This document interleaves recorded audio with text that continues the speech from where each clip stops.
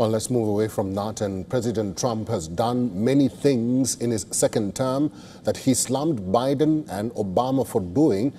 He has started a war, mollycoddled or coddled Pakistan, and mainstreamed those once considered untouchable. The U.S. has removed Syria from its list of state sponsors of terrorism after 47 years, a move Damascus says was the removal of the final barrier to investments in the country. Today, Syria shakes off a dark stain and tears away a painful chapter of its past to embark on a path of development, reconstruction and rebuilding. Great people of Syria, you have done it again. The sanctions against you have been lifted and the restrictions removed. I ask Almighty God to help us serve you. I extend my sincere thanks to US President Donald Trump and to all the friendly and supportive nations that stood by us.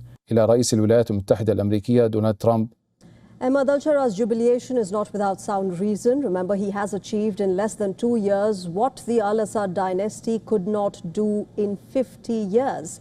The US put Syria on state-sponsored terror list back in 1979 at the peak of Hafiz al-Assad's rule in Syria.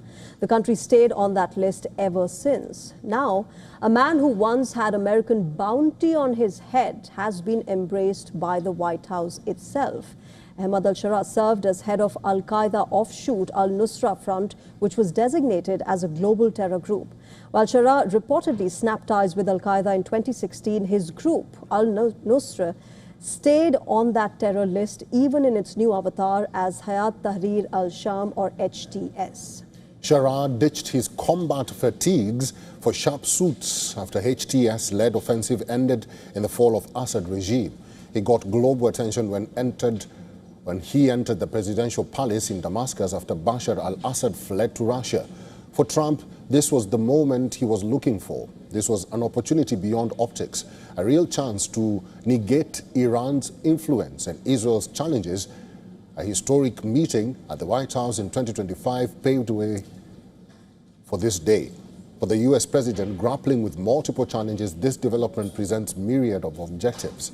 Firstly, it allows President Trump to keep oil and rich, strategically important country in Western orbit instead of falling into Russian sphere of influence. Secondly, it disrupts Iran's supply corridors to its proxies in the region, most importantly, the Hezbollah.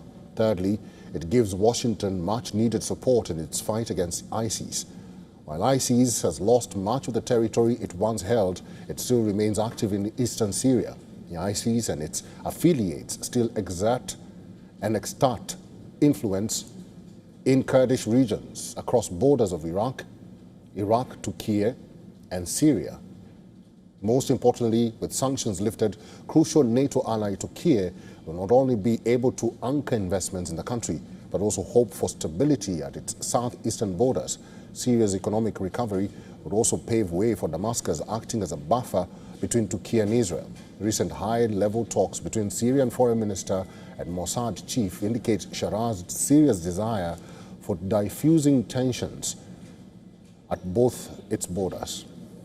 While Syria and Turkey rejoice over future prospects of the American decision, for the president himself, it is a moment to celebrate.